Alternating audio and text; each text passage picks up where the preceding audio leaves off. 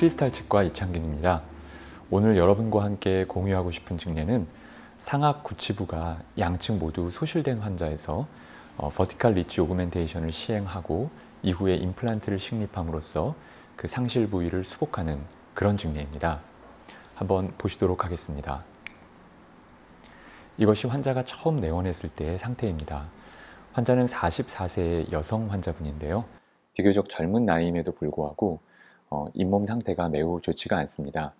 이미 상실된 치아도 있고요. 그리고 16번 치아 같은 경우는 이미 루트가 다 드러나 있는 상태이고 3도의 동요도를 보입니다. 그 밑에 있는 45번 치아도 브릿지의 그 앞쪽 지대치인데요. 이미 그 루트 에이펙스까지 리치 바깥으로 이미 나와 있는 상태고요. 브릿지 자체의 동요도가 역시 3도입니다. 이 환자분의 교환면 사진과 파노라마 사진은 이와 같습니다. 앞서 보신 임상 사진에서도 예상하셨겠지만 이렇게 구치부는 이미 에이펙스를 넘어서까지 치조골 소실이 있고요. 하악도 구치부는 마찬가지입니다. 이 환자분은 물론 이런 상태이기 때문에 저작 시에 불편감과 통증을 호소했고 그것을 해결하기 위해 내원을 하셨습니다.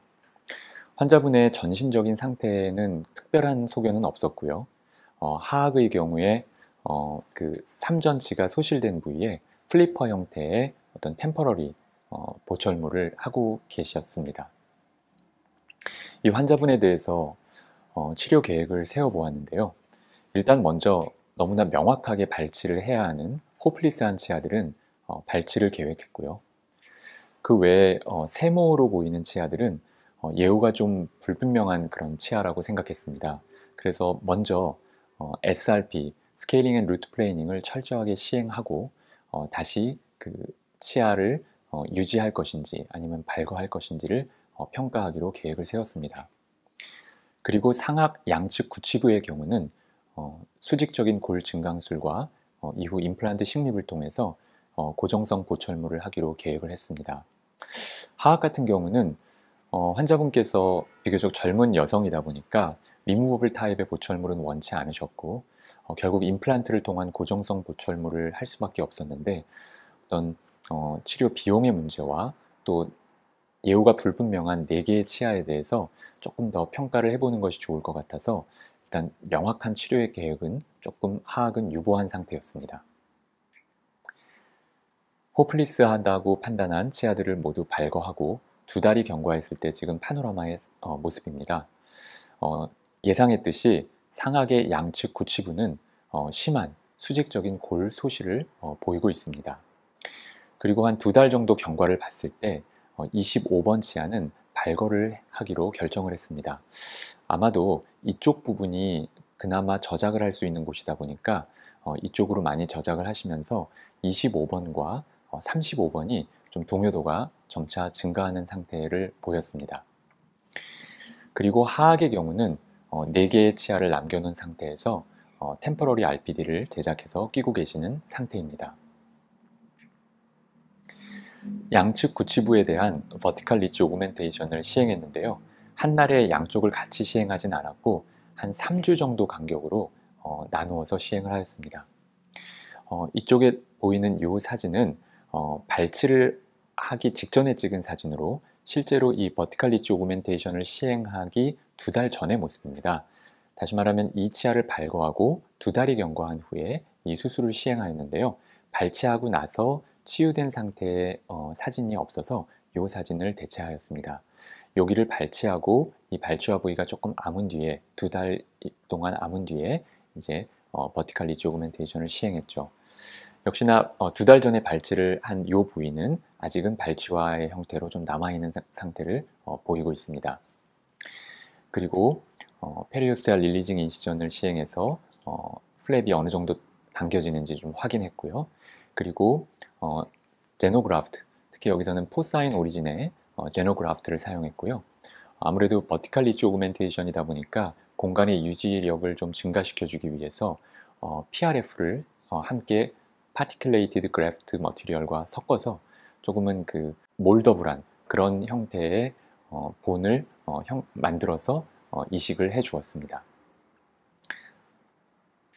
근데 여기서 조금 주목해야 될 부분이 있는데요. 이 두 개의 사진은 어떻게 보면 비슷해 보이지만 좀 차이가 있습니다. 왼쪽에 이 사진에서 팔라탈 플랩의 두께는 한 이 정도 됩니다. 반면에 이쪽 사진의 경우에 팔라탈 플랩의 두께는 조금 더 얇아져 있습니다. 그렇게 된 이유는 바로 이 디펙트 안으로, 다시 말하면 수직적으로 꺼져 있는 그 디펙트 속으로 파고 들어가 있는 그 소프트 티슈를 내면에서 제거를 한 것입니다. 이와 같이 그 내면 부분에 있는 소프트 티슈를 제거를 했고요. 그것을 제거했을 때 이와 같이 팔라탈 플랩의 두께가 조금 얇아졌습니다. 이 과정을 이제 팔라탈 플랩 띠닝이라고 할 수 있겠는데요. 이렇게 한 이유는 바로 그 부위에 본 그래프트 머티리얼이 들어갈 수 있는 공간을 어느 정도 더 확보하기 위해서 그렇게 한 것입니다. 실제로 이제 그렇게 함으로써 여기서 보시면 바로 그 소프트 티슈가 제거된 부위에 이렇게 본 그래프트를 할 수 있는 공간이 좀 더 확보가 된 것이죠. 그리고 버칼 플랩에서도 이때의 버칼 플랩의 두께와 여기 두께를 비교해 보시면 여기도 조금 더 얇아져 있습니다. 버칼 플랩의 이 부위, 다시 말하면 이 디펙트 안으로 이제 자라 들어가 있는 이 부위도 역시나 마찬가지로 예리한 15번 블레이드로 이 부분을 제거해 주었습니다. 그렇게 함으로써 팔라탈 플랩과 일부 버칼 플랩을 약간 띠닝을 해준 것이죠. 이것은 아까 말씀드렸듯이 본그래프트 머티리얼이 들어갈 수 있는 공간을 좀 더 확보하기 위한 것입니다. 그렇게 해서 그 부위에 본그래프트를 시행을 했고요. 이것을 CT에서 한번 확인을 해보시면 바로 여기 가장 디펙트가 깊은 곳에 CT의 모습인데요. 거기를 확대해서 보시면 이와 같은데요. 여기에 이 부분이 이제 소프트 티슈죠. 거기에서 먼저 플랩을 방리하기 위해서 크레스탈 인시전을 해서 플랩을 방리하고요. 그 이후에 버칼 플랩과 팔라탈 플랩 중에 그 디펙트 안쪽으로 자라 들어가 있는, 그래서 좀 두꺼워져 있는 부분을 그림과 같이 제거함으로써 골 이식을 위한 공간을 좀 더 확보할 수가 있게 됩니다. 그렇게 해서 본 그래프트를 시행을 했고요. 그 위에 콜라겐 멤브레인을 적용을 했습니다. 크기가 디펙트가 좀 컸기 때문에 두 개를 이렇게 연이어서 덧대서 콜라겐 멤브레인을 덮었고요. 그리고 여기는 역시나 환자의 혈액을 원심 분리한 것을 막 형태로 그런 식으로 만든 것인데요. 이것은 아주 중요하고 필수적인 부분이라고 생각하진 않습니다. 근데 이 환자의 치료 과정에서는 이것을 좀 적용해 보았습니다. 그렇게 하고 플랩을 슈처해서 이렇게 수술을 마무리하였습니다. 여기서 또 한 가지 좀 말씀드리고 싶은 것은 바로 이 플랩을 어프록시메이션 시키는 이 슈처의 과정인데요. 여기에는 총 3개의 슈처가 사용되었습니다. 첫 번째로 바로 그 인접한 수술 부위와 인접한 자연 치아에는 앵커 슈처를 통해서 이렇게 치아 쪽으로도 좀 어댑테이션을 시켜줬고요. 그리고 여기 2개 정도의 호리존탈 매트리스 슈처를 해줌으로써 플랩을 좀 어프록시메이션 시키기도 하고 또 멤브레인을 조금 안정화시켜주는, 눌러주는 그런 효과도 가져오는 그런 슈처를 했습니다. 여기서 말씀드린 호리존탈 매트리스 슈처는 도해를 보면은 이제 이런 형태인데요. 여기서 보시면 이쪽으로 니들이 들어갔다가 안에서 밖으로 나오고 다시 밖에서 안으로 들어갔다가 여기서 안에서 밖으로 나와서 매듭을 지는 것입니다. 그러면 이제 이런 형태가 되는데요. 그렇게 되면 이제 플랩 속을 지나가는 이 슈처 머티리얼에 의해서 멤브레인이 좀 적절하게 눌려서 그것이 자꾸 플랩을 슈처하는 과정에서 자꾸 떠올라와서 문제가 되는 것을 막아줄 수가 있습니다. 결국 이 호리존탈 매트리스 슈처를 통해서 플랩을 조금 더 어프록시메이션 시키고 그리고 멤브레인을 좀 안정화시키는 그런 것을 기대해 볼 수가 있습니다. 그렇게 한 후에 이제 마무리는 우리가 늘 하는 인터럽티드 슈처라고 부르는 그런 심플 룹 슈처를 통해서 이렇게 플랩을 잘 봉합해 주었습니다. 별로 많은 텐션 없이 그렇게 봉합을 해줄 수가 있었고요. 그렇게 해서 수술을 마무리했습니다. 이것은 수술을 한 직후에 찍은 파노라마의 모습인데요. 아까 임상 사진에선 나오지 않았지만 이 부위에 멤브레인을 조금 더 고정시켜주기 위한 본택을 2개를 사용했습니다. 그리고 이제 힐링 과정을 보시면 수술 후에 일주일 정도 경과 후, 정확히 말하면 8일 정도 후에 이 경우에는 스티치 아웃을 했습니다. 그리고 3주 후의 모습, 그리고 5개월 후의 모습인데요. 보시다시피 뭐 특별한 운드 디선스 없이 잘 힐링이 되고 있습니다. 일주일 경과한 후에 약간 그 스웰링이 된 것이 반영이 됐는데요. 그 이후에 조금 꺼지는 듯 하지만 뭐 크게 많이 흡수되지 않고 그렇게 잘 유지가 되는 것을 볼 수가 있습니다. 실제로 5개월 경과했을 때 파노라마 모습에서도 수술 직후에 찍은 것과 비교했을 때 별다른 변화 없이 그렇게 본 그래프트한 곳이 잘 유지되고 있는 것을 확인할 수 있고요. 이것이 수술 직후에 찍은 모습, 이것이 5개월이 경과했을 때의 모습입니다. 그리고 실제 임플란트 식립은 6개월이 경과했을 때 진행을 했습니다. 그리고 이것은 왼쪽은 이제 수술 전에 버티컬 리치 오그멘테이션을 하기 전에 찍은 CT의 모습이고요. 이것은 임플란트 식립 직전에, 여기는 6개월이라고 했지만 한 5.5개월 정도 지났을 때 찍은 CT의 모습인데요. 이 당시에 가장 디펙트가 깊은 곳을 확인하기 위해서 이렇게 잘라봤기 때문에 여기가 가장 디펙트가 깊은 곳입니다. 그리고 이것은 임플란트 식립을 위해서 찍은 사진으로서 6번과 7번 부위의 그 본 하이트를 측정하기 위해서 이 부위를 잘랐는데요. 그게 이 부분입니다. 한 7.1mm 정도 확보가 됐고요. 그래서 실제로 이 부위하고 이 부위가 실제 동일한 부위라고 볼 수가 있는데요. 두 개를 비교해서 봤을 때 버티컬 리치 오그멘테이션을 시행하기 전과 시행하고 한 5.5개월, 한 6개월 정도가 경과했을 때의 모습을 보면은 리치가 확실히 수직적으로 증강되어 있고 골폭도 적절하게 확보된 것을 확인할 수가 있습니다. 이제는 반대편인데요. 반대편의 경우는 아까 초기에 말씀드렸듯이 25번 치아는 발거를 하기로 추후에 다시 결정을 하였습니다. 그래서 수술을 들어가는 과정에서 발치와 동시에 버티컬 리치 오그멘테이션을 시행했습니다. 인시전은 이 치아는 발치를 할 거기 때문에 그 앞에 치아의 근신면에서 버티컬 인시전을 주었는데요. 이런 경우에 그냥 여기서 쭉 내리는 것보다는 약간 여기서 수직으로 가서 이런 식으로 인시전을 하는 것이 바람직하다고 보이고요. 보통 블러드 서플라이가 뒤에서 앞으로 오기 때문에 이 인시전의 방향도 약간 그 블러드 베슬의 방향을 따라가는 게 좋습니다. 그리고 수평절개는 역시나 크레스탈 인시전을 하고 뒤쪽 같은 경우는 약간 사선으로 이런 식으로 인시전을 해주었습니다. 그리고 플랩을 방리했고요. 본 그래프트는 앞선 반대편 한 것과 동일하게 포사인 오리진의 제노그래프트에다가 PRF를 섞어서 이렇게 조금 덩어리진 형태의 본을 만들어서 그곳에 이식을 하였습니다. 이 경우에도 마찬가지로 여기서 팔라탈 플랩의 두께와 여기 팔라탈 플랩의 두께를 비교해 보시면 이곳이 좀 더 얇은 걸 볼 수가 있는데요. 여기도 마찬가지로 팔라탈 플랩의 티닝을 시행했습니다. 그리고 두 장의 콜라겐 멤브레인을 연이어서 적용을 하고요. 아까 말씀드린 그런 환자의 혈액에서 원심분리한 것을 막 형태로 만든 것을 덮어주었는데요. 아까 말씀드렸듯이 필수적이라고 볼 수는 없겠습니다. 그리고 여기 보이는 이 커넥티브 티슈가 바로 팔라탈 플랩 띠닝하는 과정에서 제거한 것입니다.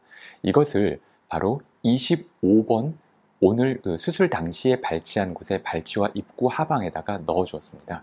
그래서 이 부분이 아무리 그 페리오스탈 릴리징 인시전을 통해서 이것을 당기더라도 여기는 역시나 발치화가 오픈되어 있는 상태이고 그 발치화의 그 내면은 어떤 상피로 라이닝이 되어 있기 때문에요. 아무리 여기를 어댑테이션 시켜도 이 부분은 디선스가 생기기가 쉬운데요. 그렇기 때문에 그것을 막기 위해 그 밑에다가 이 CT를 집어넣은 것입니다. 이것이 바로 이 부위, 20번대 부위 버티컬 오그멘테이션을 한 수술 당일의 파노라마의 모습이고요. 이것이 2주 후에 발사했을 때 다행히 여기 수술과 동시에 발치와 동시에 수술했기 때문에 여기가 열릴 가능성이 있는데 그 CT 그래프트와 그 다음에 릴리징 인시전을 통한 그 텐션의 저하 이런 것들을 통해서 이 부분이 잘 힐링이 된 것을 확인할 수 있고요. 4개월 뒤, 6개월 뒤 임플란트 식립 직전에 찍은 사진인데요.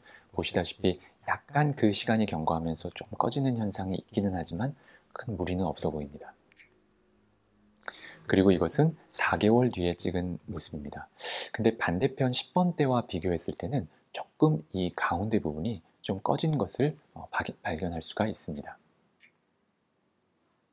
그래서 이 위에는 발치를 하고 2달이 경과됐을 때 다시 말하면 버티컬 리치 오그멘테이션을 시행하기 전에 파노라마고요. 이것이 이 부위를 시행하고 3주 뒤, 그리고 이 부위를 시행한 직후에 찍은 것이고요. 여기는 한 5개월, 여기는 4개월이 경과됐을 때의 모습인데요. 양쪽을 비교했을 때 이쪽은 상당히 좋은 결과를 보였고요. 근데 이쪽은 조금 꺼지는 그런 아쉬움을 보였습니다. 양쪽을 동일한 방식으로 시행했는데 왜 좀 차이가 있을까 생각을 해봤는데요. 여러 가지 원인들을 의심해 볼 수 있을 것 같습니다. 한 가지는 이쪽은 실제로 6, 7번에 해당하는 부위고요. 여기는 5번을 발치하며 시행했기 때문에 5, 6, 7 3개의 치아에 해당하는 부위이기 때문에 이쪽이 발치 어떤 디펙트의 사이즈가 좀 더 큽니다. 근원심적으로요. 근데 생각해 보면 양쪽에 동일한 양의 그래프트 머티리얼을 사용했습니다.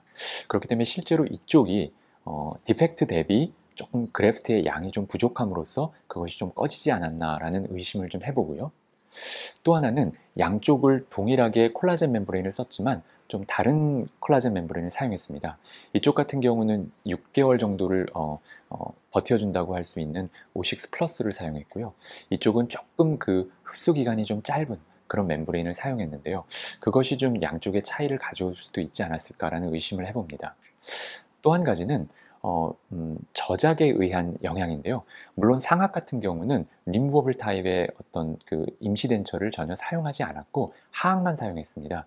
그러기는 했지만 아무래도 환자분께서 주로 치아가 남아있는 이쪽으로 저작을 하다 보니까 어떤 근육의 움직임이나 그런 거에 의해서 상대적으로 10번대에 비해서 20번대가 조금 더 힐링 과정에서 운두의 스테빌리티가 떨어지면서 좀 흡수된 것이 아닌가라는 의심을 좀 해봅니다. 물론 이쪽은 본텍을 썼고 안 썼고의 차이가 영향을 줬을 수도 있겠지만 제가 볼 때는 그 차이는 그렇게 커 보이지는 않습니다. 이제 버티컬 리치 오그멘테이션을 시행하고 6개월이 경과한 후에 이제 임플란트를 식립한 과정인데요. 10mm 정도의 임플란트를 식립하기 위해서 크레스탈 어프로치의 사이너스 본 그래프트를 동시에 시행했습니다. 플랩을 박리했을 때 상당히 평평하면서 수직적으로 잘 증강된 그런 모습을 볼 수 있고요. 뿐만 아니라 폭도 상당히 충분히 확보가 됐습니다. 6개월을 버텨주는 멤브레인이다 보니까 멤브레인의 잔사가 아직은 상당히 남아있고요. 그걸 제거했고 본텍도 제거를 했습니다. 그리고 임플란트를 6번, 7번 부위에 식립을 했습니다. 그리고 봉합을 했고요. 이것은 그 반대편입니다. 플랩을 박리했을 때 아까 파노라마에서도 보셨듯이 약간 꺼진 부분이 좀 보이는데요. 여기에는 5번, 7번 부위에 임플란트를 식립했습니다. 그리고 5번 부위 같은 경우는 이 식립 과정에서 이쪽이 좀 그 함몰되어 있어서 페네스트레이션 디펙트가 약간 발생했는데요. 그 부분에 대해서 본 그래프트를 시행하고 다시 한번 콜라겐 멤브레인을 적용을 해 주었습니다. 그렇게 해서 식립을 마쳤고요. 그리고 이렇게 힐링이 되었습니다. 보시면 약 3주, 대략 한 달 간격으로 이제 수술이 진행이 되다 보니까 여기가 식립 직후의 모습이고요. 여기는 이제 식립 한 달 뒤의 모습인데요. 이와 같은 식으로 임플란트를 식립했습니다. 식립 과정에서 크레스탈 어프로치의 사이너스 본 그래프트도 시행을 했고요. 그렇게 하고 시간이 경과됐고요. 그리고 이제 세컨 서저리를 시행했습니다. 실제로 기간을 보면은 조금 오래 기다리게 됐는데요. 6개월, 7개월 정도 후에 이제 보철이 이제 들어갔습니다. 근데 여기 이제 세컨 서저리 했을 때의 모습이고요. 실제 이 파노라마는 이제 이 즈음에 이제 환자분과 여러 가지 그 논의 끝에 하악의 그 예후가 불분명한 그 4개의 치아를 모두 발거하고 가이드 서저리를 이용해서 발치와 동시에 임플란트를 식립한 뒤에 그리고 이미디엇 로딩을 그렇게 시행하였습니다. 그때 식립하는 과정에서 찍었던 파노라마이고요. 이것이 상악의 세컨 서저리를 한 이후 힐링된 모습이고요. 이것이 하악의 임플란트를 식립하고 이미디엇 로딩을 한 상태인데요. 정확히 말하면은 프로비저널 크라운을 임플란트 식립하고 며칠 뒤에 넣어주었습니다. 그렇지만 역시나 이미디엇 로딩의 범주에 속하고요. 다만 이쪽 7번이 임플란트 식립에 있어서 각도가 약간 링구얼이 되면서 이미디엇 로딩을 하진 않았고 약간의 그 이니셜 스테빌리티도 조금 부족했기 때문에 일단 이미디엇 로딩은 여기 5번까지만 이렇게 해서 진행을 했고요. 그 이후에 이제 하악이 어느 정도 오세오 인테그레이션이 됐다고 판단됐을 때 약 한 3개월 경과 후인데요. 그때 이제 상악은 파이널 보철물을 제작했고 하악은 프로비저널 크라운을 PMMA를 통해서 제작을 했습니다. 그렇게 해서 끼웠을 때의 모습이고요. 상악은 풀지르코니아의 임플란트 보철물을 여기는 스플린트 크라운으로 여기는 3유닛 브릿지 형태로 그렇게 진행을 했습니다. 그리고 하악은 커스터마이즈드 어버트먼트의 PMMA의 프로비저널 보철물을 해주었습니다. 그리고 이것이 파이널 보철물로의 변화 후의 그런 사진입니다. 네, 이것이 최종적인 보철물을 상악 모두 완성한 후에 찍은 파노라마의 모습인데요. 보시는 바와 같습니다. 보시면 상악 같은 경우에 이제 버티컬 오그멘테이션 되어 있는 상태로 지금은 사실 한 3, 4개월 정도의 로딩만을 한 상태인데요. 일단은 유지가 되고 있고 하악은 이와 같이 완성이 되었습니다. 보시면 이것이 초진 시의 파노라마의 모습, 이것이 보철물이 다 완성된 후의 모습인데요. 이것은 또 발치 후에 2달 후에 찍은 파노라마의 모습이죠. 여기 수직적으로 많이 꺼져 있는 구치부의 이 디펙트 부위가 상당히 수직적으로 잘 증강되고 유지되는 것을 볼 수가 있습니다. 그리고 이것이 술 전과 술 후의 임상 사진인데요. 보시는 바와 같습니다. 물론 여기 상악 같은 경우에 조금 블랙 스페이스가 좀 보이긴 하는데요. 실제로 여기는 파노라마상에서 확인할 수 있듯이 여기에 본 레벨이 상당히 좀 낮아져 있습니다. 그래서 스케일링 앤 루트 플레이닝을 통해서 염증이 컨트롤 되다 보니까 아무래도 리세션이 많이 됐습니다. 반면에 여기에 지금 스페이스가 있는 것은 제가 어떤 레진 빌드업을 하거나 다른 것을 하지 않았는데 단순히 염증이 제거된 것 때문에 이것이 이렇게 치아 사이의 스페이스가 줄어든 것을 확인할 수가 있습니다. 물론 스케일링 앤 루트 플래닝을 시행하면서 여기 예전에 아마 스페이스가 생겨서 여기 레진으로 빌드업을 하신 것 같은데 여기 마진이 좀 떠 있는 부분이 있고 거친 부분이 있어서 그것을 좀 팔리싱까지는 해주었습니다. 지금까지 증례를 말씀드렸고 이제 서머리를 하도록 하겠습니다. 상악에 포커스를 맞추어서 하도록 하겠습니다. 처음에 말씀드렸듯이 본 그래프트를 위한 그 공간을 확보하기 위한 목적으로 팔라탈 플랩 띠닝을 하는 것에 대해 말씀드렸습니다. 이와 같이 수직적으로 큰 디펙트에서 그 디펙트 내부로 들어가 있는 그런 소프트 티슈, 그래서 두꺼워져 있는 소프트 티슈를 띠닝함으로써 골 이식을 위한 공간도 확보하고 그렇게 됨으로써 나중에 봉합을 했을 때 플랩이 많이 압력을 가하는 것도 좀 막아줄 수가 있습니다. 그리고 PRF를 함께 사용을 했다고 말씀드렸는데요. 파티클 형태의 골 이식제에 이런 PRF를 섞어줌으로써 상당히 그 운드가 스테빌라이제이션도 되고 그 다음에 이 골 이식제가 좀 덩어리짐으로 인해서 어떤 스페이스를 유지해주는 것에도 좀 도움이 됩니다.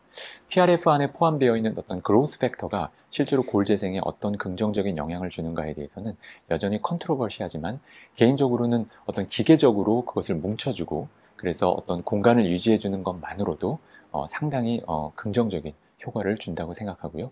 여기에 사용된 포사인 오리진의 제노그라프트도 상당히 효과적으로 그 역할을 잘 해주었습니다.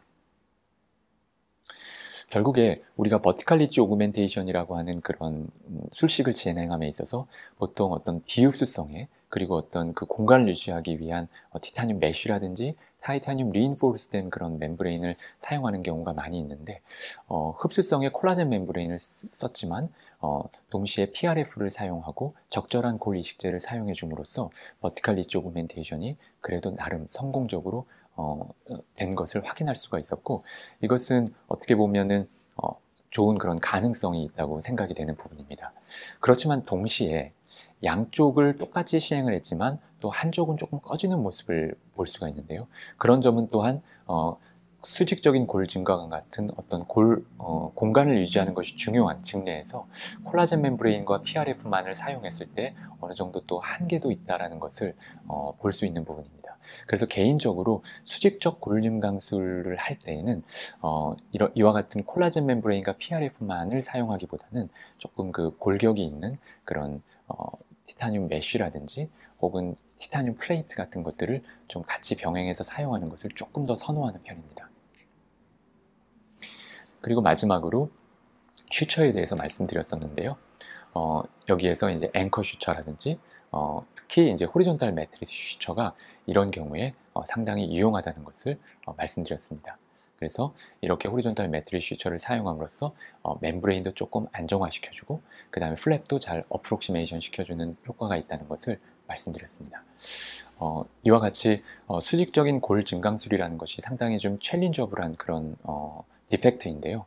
그래도 어떤 콜라겐 멤브레인만을 사용하고 또 적절한 본 그래프트 머티리얼을 사용하고 또 PRF를 사용함으로써 비교적 조금은 수월하게 그렇게 치료를 마칠 수가 있었습니다. 네, 지금까지 경청해 주셔서 감사합니다. 이것으로 오늘 증리를 마치도록 하겠습니다.